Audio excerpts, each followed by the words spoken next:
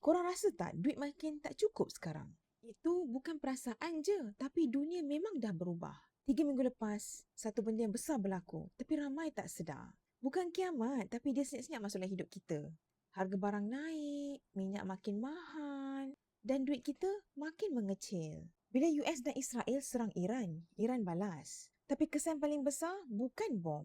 Kesan paling besar ialah Selat Hormuz. Tempatnya kecil je, tapi 20% minyak dunia lalu kawasan tu setiap hari. Sekarang bayangkan laluan tu terganggu. Ramai fikir, Malaysia kan ada minyak sendiri? Yes, tapi realitinya kita tetap import sebahagian dari minyak kita untuk kegunaan domestik. Kita juga bergantung kepada harga minyak global. Bila minyak dunia naik, semua pun naik. Minyak naik, kos lori naik. Kos flight naik, harga barang dapur pun naik. Harga minyak dunia dah naik lebih 40% dalam masa sebulan. Kalau perang berpanjangan, boleh cecah lagi tinggi. Dan pakar ekonomi mula sebut satu perkataan scary. Stagflation.